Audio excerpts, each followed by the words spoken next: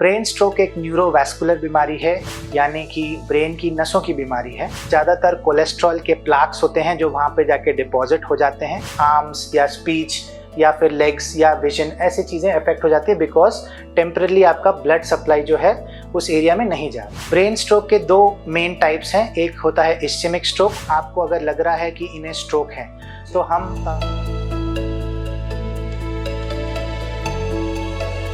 Hello and नमस्ते India. मैं शालिनी, आपकी होस्ट और आपकी दोस्त, और आज इस कैबिनेट हेल्थ टॉक में आपकी मुलाकात करा रही हूँ डॉक्टर संकल्प मोहन से, who's a seasoned specialist with 15 years of experience and is a trusted resource of various neurological needs, pain management and internal medicine needs. So here is Dr. संकल्प मोहन। बहुत बहुत स्वागत है आपका। Thank you Shalini ji. Doctor Sankalp Mohan जो 15 साल का एक्सपीरियंस रखते हैं, MD in medicine, GM in neurology, and he has done a special training in stroke medicine from Calgary, Canada. Doctor संकल्प, आप इतने माहिर हैं अपने पेशे में, तो आज हम बात करेंगे आपकी ही पेशे से रिलेटेड एक बहुत ही अहम टॉपिक, ब्रेन स्ट्रोक के बारे में। तो सबसे पहले आप हमारे व्यूअर्स को ये बताएं कि ब्रेन स्ट्रोक क्या होता है और कैसे होता है। Thank you Shalini ji. Brain stroke एक न्यूरोवैस्कुलर बीमारी है, यानी कि ब्रेन की नसों की बीमारी है। इसमें ब्रेन के नसों में या तो क्लॉट बन जाता है या ब्रेन की नसें फट जाती हैं। तो इसकी वजह से ब्रेन का कुछ एरिया जो है वो डैमेज हो जाता है, जिसे हम इन्फार्क्ट कहते हैं या ब्लीड कहते हैं। सर, ये कैसे होता है? तो ब्रेन स्ट्रोक, जैसा मैंने कहा कि ब्रेन की नसों में क्लॉट बन जाता है, तो वो ज़्यादातर कोलेस्ट्रॉल के प्लाक्स होते हैं जो वहाँ पे जाके डिपॉजिट हो जाते हैं। तो जब ये क्रिटिकली बंद हो जाते हैं आर्टरी, तो ब्लड सप्लाई जो है कुछ एरिया ऑफ द ब्रेन को नहीं जाता है, तो जिसकी वजह से वो एरिया डेड हो जाता है। तो जिसको हम कहते हैं इन्फार्क्ट। तो ये एरिया डेड होने की वजह से कुछ ना कुछ आपका बॉडीली फंक्शन अफेक्ट हो सकता है, जैसे फेस, आर्म्स या स्पीच या फिर लेग्स या विजन, ऐसी चीज़ें अफेक्ट हो जाती है बिकॉज टेम्परली आपका ब्लड सप्लाई जो है उस एरिया में नहीं जा रहा। ओके डॉक्टर संकल्प, क्या ब्रेन स्ट्रोक जो हम बात कर रहे हैं, क्या इसके कुछ टाइप्स होते हैं कि सब में एक ही टाइप का ब्रेन स्ट्रोक आता है, और क्या जो ये ब्रेन स्ट्रोक है अगर अलग टाइप के होते हैं तो क्या लक्षण अलग होते हैं? तो ब्रेन स्ट्रोक के दो मेन टाइप्स हैं। एक होता है इस्चेमिक स्ट्रोक और एक होता है हेमरेजिक स्ट्रोक। तो जैसे मैंने कहा कि इस्चेमिक स्ट्रोक में ब्रेन में क्लॉटिंग होती है। अब इस्चेमिक स्ट्रोक के भी दो टाइप्स होते हैं, जिसको हम कहते हैं थ्रोम्बोटिक स्ट्रोक और एम्बोलिक स्ट्रोक।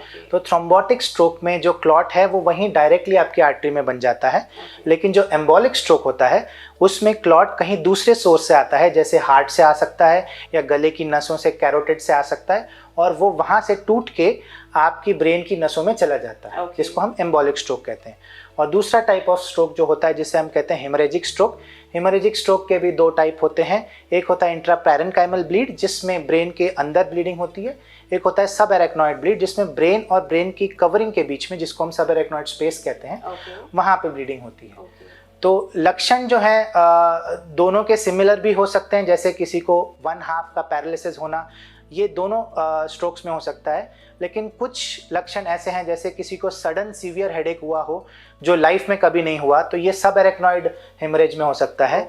अगर पेशेंट अनकॉन्शियस है या कोमाटोस स्टेट में है तो हेमरेज के चांसेस ज़्यादा हैं। ऑल्दो इस्चेमिक स्ट्रोक में भी हो सकता है, बट मोर कॉमनली हम हेमरेजिक स्ट्रोक में इसे देखते हैं। ओके डॉक्टर संकल्प, Here comes the next question, जो कि बहुत अहम है कि हमें कैसे पता चलेगा घर पे रहते हुए कि हमें ब्रेन स्ट्रोक हुआ है? तो इसके लिए हमें ब्रेन स्ट्रोक के लक्षण जानना बहुत ज़रूरी है। ये लक्षण को जानने के लिए एक निमोनिक है जिसे हम कहते हैं BFAST, BEFAST। सो B से कहते हैं बैलेंस, अगर सडनली किसी का बैलेंस बिगड़ जाए। E से आई, सडनली एक तरफ का या दोनों तरफ के विजन अगर आपका चला जाए। F से होता है फेस मतलब मुंह टेढ़ा हो जाए। A से मतलब आर्म्स, कोई चीज़ पकड़ने में या हाथ उठाने में अगर दिक्कत हो। स्पीच यानी किसी को बोलने में दिक्कत आ रही है, तुतला के बोल रहे हैं या एकदम बोलती बंद हो गई। और T का मतलब टाइम। ये सारी चीज़ें आपको जल्द ही पहचाननी है ताकि आप ट्रीटमेंट ले सकें। ओके तो सर, अगर ये सिम्टम जैसे ही हमारी बॉडी में आते हैं तो हमारा फर्स्ट प्रोटोकॉल क्या होना चाहिए? तो सबसे पहले तो ये है कि आप ये सिम्टम्स को जानें। जैसे ही आपको पता चलता है कि ये ब्रेन स्ट्रोक है तो आपको तुरंत ही अपने नियरेस्ट हॉस्पिटल जो कि स्ट्रोक रेडी हॉस्पिटल है वहाँ पे आप जाएं, क्योंकि इसमें टाइम का बहुत महत्व है। क्योंकि कुछ थेरेपीज ऐसी होती हैं जो टाइम सेंसिटिव हैं, स्पेशली थ्रोम्बोलिसिस जिसको हम 4.5 घंटे में ही दे सकते हैं। अगर आपके घर पे ब्लड प्रेशर मशीन है या फिर ग्लूकोज के लिए ग्लूकोमीटर है, वो आप माप सकते हैं। ब्लड प्रेशर जनरली स्ट्रोक में बढ़ा हुआ होता है, लेकिन आप इधर उधर का ट्रीटमेंट ना लें या आप ये सोचें कि अभी हम कुछ लोकल ट्रीटमेंट ले लेते हैं बाद में दिखा देंगे, ऐसा ना करें, क्योंकि टाइम बहुत क्रूशियल है इस स्टेज। आई थिंक डॉक्टर संकल्प ने जो कहा व्यूअर्स हमें वो नोट करना चाहिए। ब्रेन स्ट्रोक में time plays a very important role. आपको वो टाइम वेस्ट नहीं करना, किसी की ज़िंदगी बच सकती है इस चीज़ से।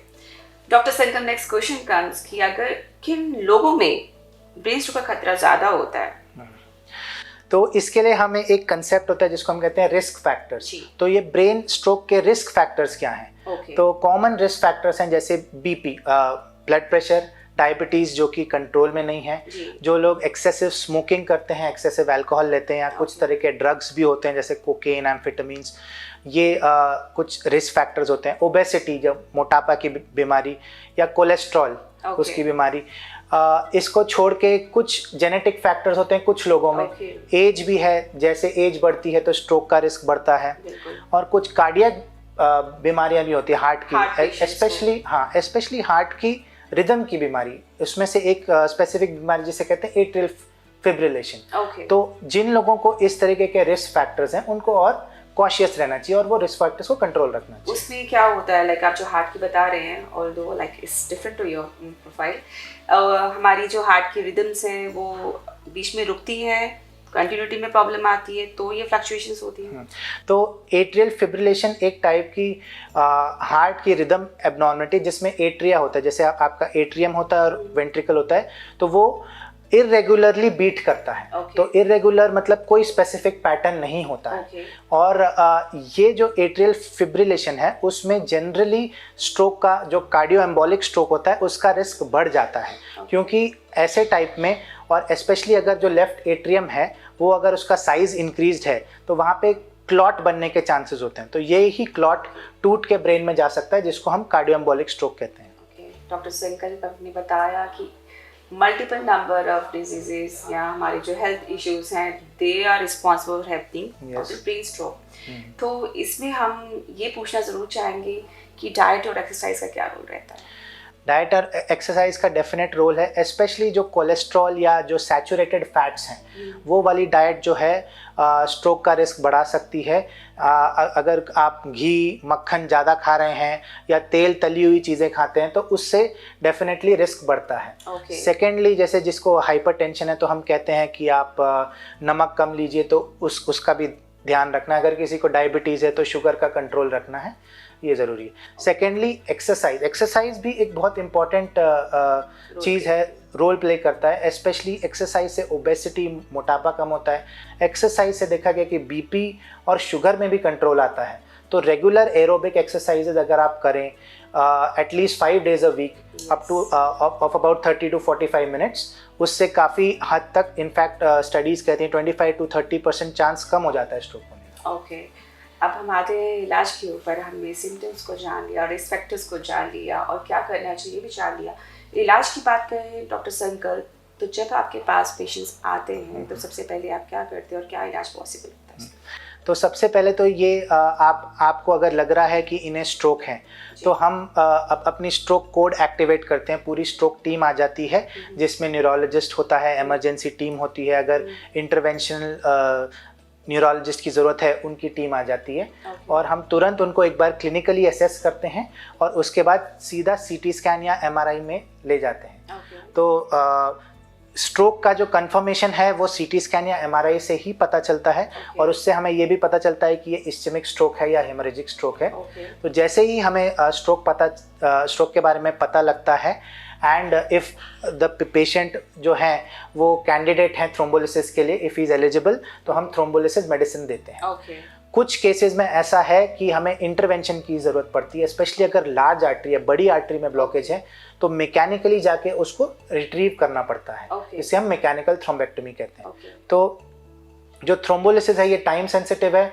अभी तक हम सिर्फ 4.5 घंटे में ही इसका अप्रूवल है, तो 4.5 आवर्स में ही दे सकते हैं।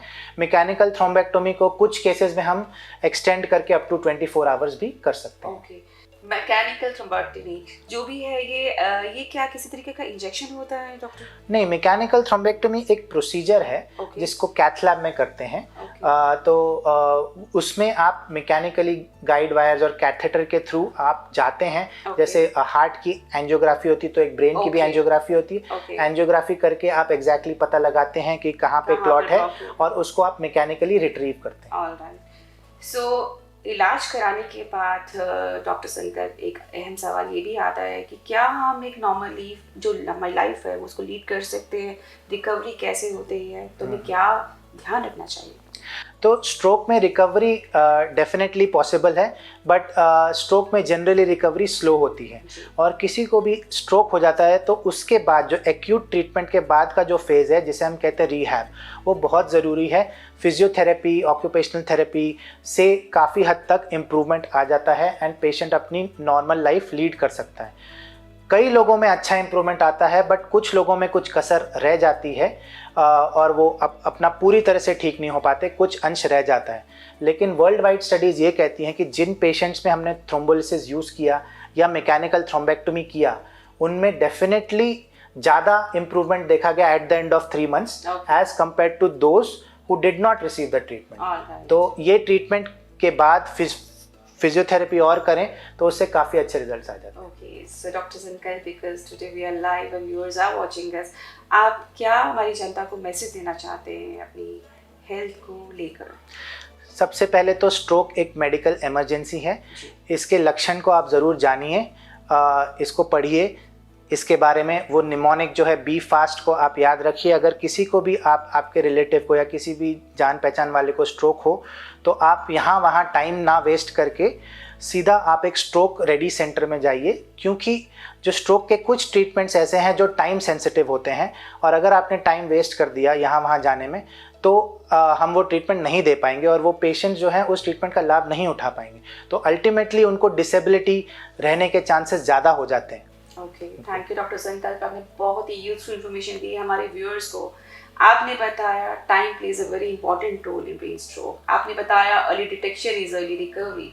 तो डॉक्टर ने हमें ये बताया है कि सिम्टम्स बहुत महत्वपूर्ण है, पर उससे भी ज़्यादा हमारे लिए इम्पॉर्टेंट ये है कि उन सिम्टम्स को देखते परखते हुए हमें अपना टाइम वेस्ट नहीं करना है, इमीडिएटली रश करना है एक न्यूरोलॉजिस्ट के पास और अपना इलाज कराना है। टाइम रहते हुए इसका इलाज लेते हैं तो time is yours, life is yours. And doctor ने ये बताया है कि मल्टीपल कॉजेस हैं ब्रेन स्ट्रोक की जो हमारे को ब्रेन स्ट्रोक इफेक्ट करते हैं। आपको ध्यान रखना है अपनी सेहत का, आपको ध्यान रखना है ओबेसिटी का, अपने कोलेस्ट्रॉल का, बीपी का, शुगर का, मल्टीपल थिंग्स। डॉक्टर ने ये बताया कि आप समय पे खाएं, अच्छा खाएं, सेहतमंद रहे, एक्सरसाइज करें और सबसे ज़्यादा ज़रूरी है कि स्ट्रेस से दूर रहे और स्ट्रेस को दूर रखें। So viewers, keep smiling, stay informed, stay active and take care of your good health until next time. Thank you, Dr. Shankar, for giving your precious time and sharing knowledge with us. Thank you, viewers.